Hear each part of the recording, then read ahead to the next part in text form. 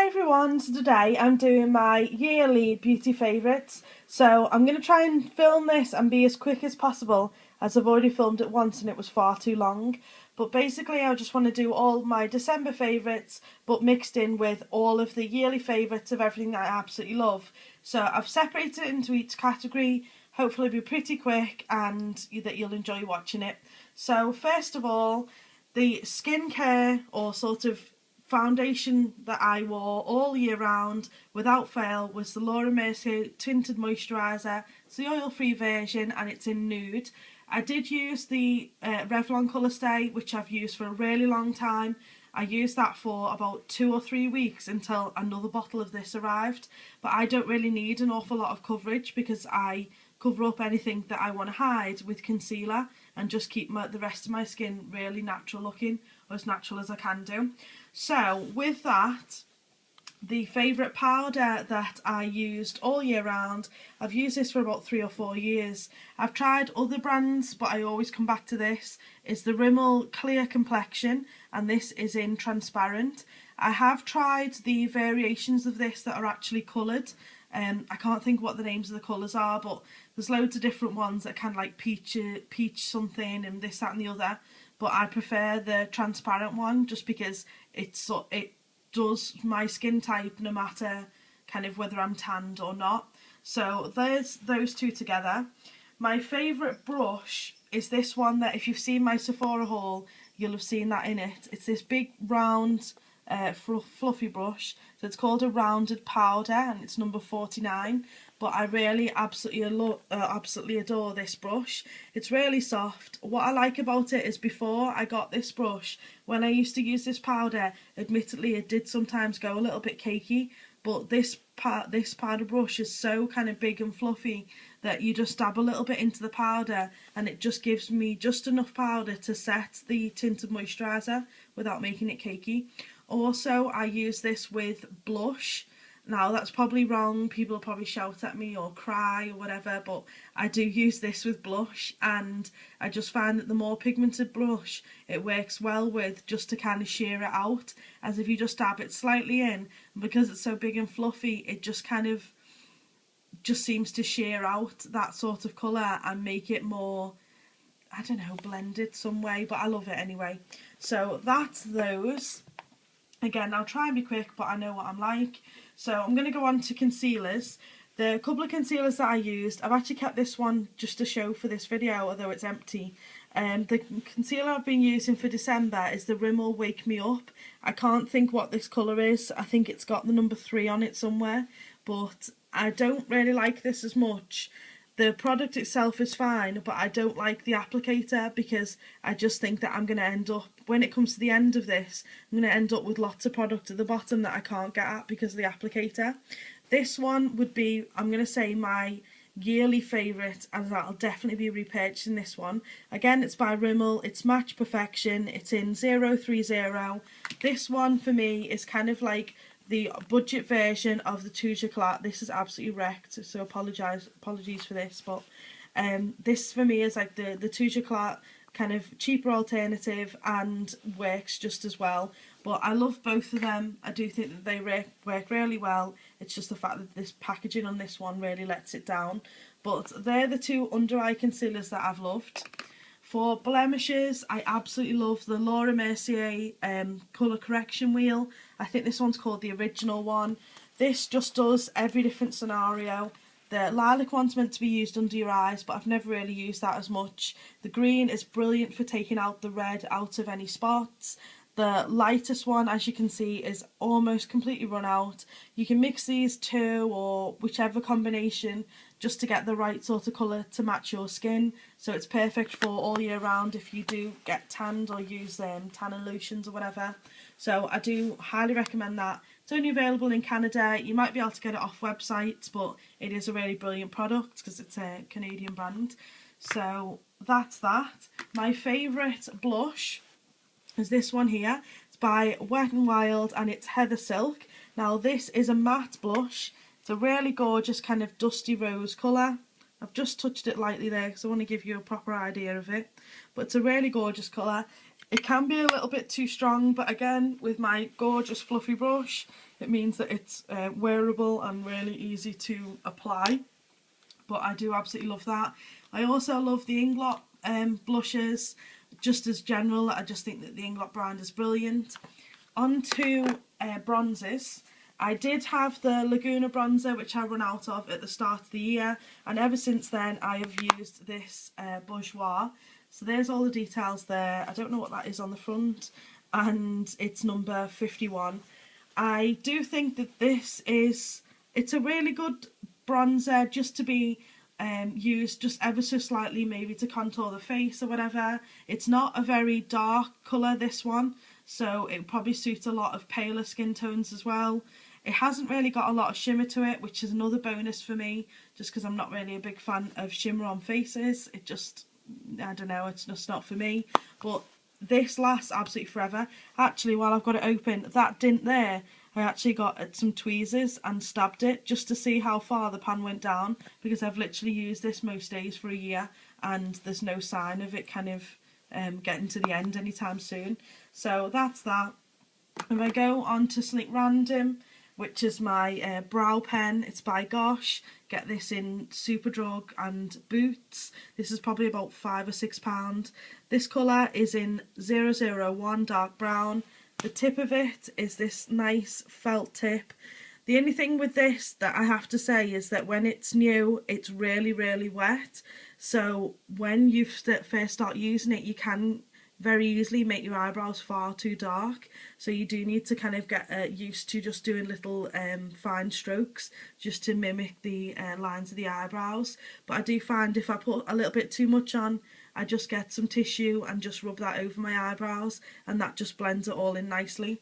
But it's a really good colour. It does it in 4 different shades, I think, but they're really good value for money and far better than the more expensive version that I had before this. And this has been repurchased twice now, but I do really love it. Favourite mascara is one that I always go back to, although I did try quite a few this year. It was the Benefit Bad Gal Lash. I have got the Benefit They're Real, but I haven't got around to using that yet. So for me, this is the best one.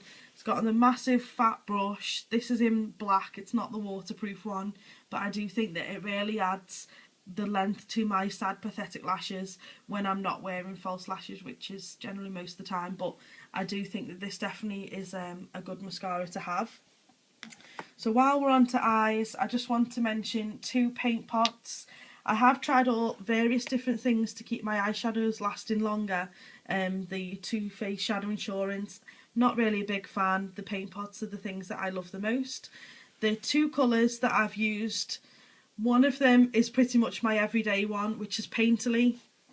If I just unscrew this, you can see that I'm not kidding you when I say that I've used quite a lot of this up.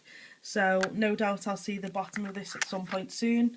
But this is a really good general skin colour for a lot of people, and really good for evening out if you've got any different colouring on your eyelids. So this is perfect for all round. For December, this was my favourite paint pot. It is in Indian Wood, and there it is there. And the colour of it, if I just show you, the colour of it is this gorgeous kind of bronze gold. But I've been using this and then putting the Urban Decay Half Baked, which is that gorgeous gold, kind of, yeah, metallic-y sort of eyeshadow on top there. But I absolutely love both of those, and it really does make a difference with my eyeshadows. Now, I also want to mention actual eyeshadows. One of them was my December favourite, which is this L'Oreal Colour Appeal, and it's in Metal Plum. The colour of this is, it's really, I don't know, I just think that it's a really special one. If I can just open it up, be able to see there, if I swatch it, it's kind of like, it has definitely got some sort of plum to it, but it's got quite a lot of brown in it as well. Just put it on there, you should be able to see. But it's a gorgeous shimmer. I kind of thought it was a little bit rose gold when I bought it. Not so much now, it is more of a brown to me, but it's a really gorgeous colour anyway, and I've enjoyed wearing it. The overall sort of eyeshadow brand for me is Inglot. This is the palette that I have. I haven't got any names of these yet. I will do a full review in the new year, and get you all of the names of these, but overall I do think that the Inglot brand is brilliant. For lip conditioning sort of treatments, my absolute favourite was this one by Balmy. Now, I think that's how you say it, Balmy, I don't know, but it's in blackcurrant. The scent of this is absolutely gorgeous, but it's really moisturising and far better, in my opinion, than the EOS lip balms. But these are available in Boots, and I think they're about £5. With that also, my other favourite lip treatment is this one by Sugar. It's by Fresh. It's called the Sugar Lip Treatment.